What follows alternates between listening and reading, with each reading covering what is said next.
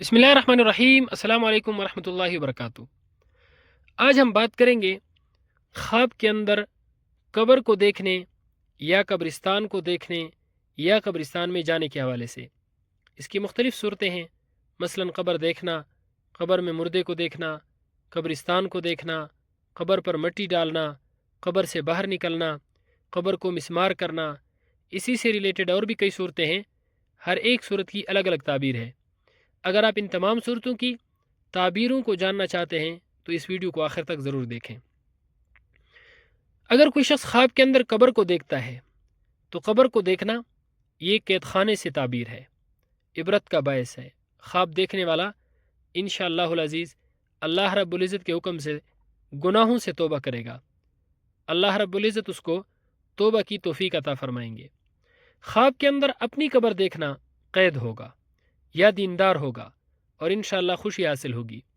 ख्वाब के अंदर कब्रें फटती देखना, अगर कब्रें फटती हैं और कब्रों से लोग यानी मुर्दे भी निकल रहे हैं तो ऐसी सूरत में दुश्मन पर फतह पाने की अलामत है, गैब से रोज़ी मिलने की अलामत है। ख्वाब के अंदर कब्र बनाना या कब्र खोदना रिज़्क और दौलत की तंगी की अलामत है। गुनाहों से तौबा करेगा, आखिरत अच्छी होगी।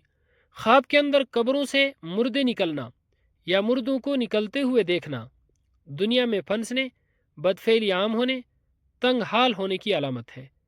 ख्वाब के अंदर कब्र के ऊपर मिट्टी डालना बग़ैर तौबा के मरने और गुनाहों पर पर्दा डालने की अलामत है। ख्वाब के अंदर कब्रों से बातें करना दानाई शुरू होने, खुशहाली और खुशखबरी पाने की अलामत है। ख्वाब के अंदर कब्र पर मकबरा बनाना, जितना खूबसूरत मकबरा बनाएगा उसी कदर धोखेबाज होगा और ईमान से खाली होगा। ख्वाब के अंदर कब्रों पर पेशाब करना बुरे लोगों में शुमार होने की अलामत है। ख्वाब के अंदर कब्र ताज़िया देखना फ़िक्र आखिरत गालिब रहने, बख्शिश का तलबगार होने की अलामत है। कब्रिस्तान के अंदर कब्र में किसी जिंदा शख्स को रखना, कुछ सख्ती और मुसीबत पेश आएगी मगर अंजाम बेहतर होगा।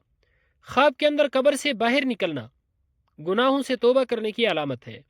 ख्वाब के अंदर किसी मशहूर कब्र को देखना मकसद हासिल होने, मुश्किलात से निजात पाने, नेक बख्त होने की अलामत है।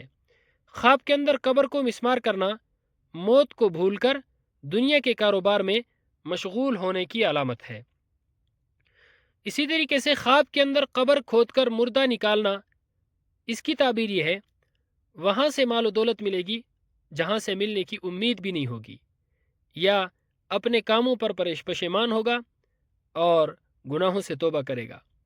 ख्वाब के अंदर कब्रिस्तान देखना गुजरी बातें याद आने, फिक्र और परेशानी होने, लोगों से नफ़ा हासिल होने की अलामत है।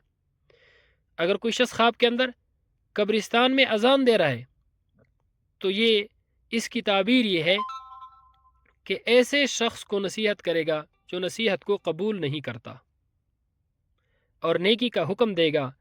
ख्वाब के अंदर कब्रिस्तान में जाना, कब्रिस्तान में दाखिल होना दिली मकासद पूरे होने और खुशखबरी पाने की अलामत है।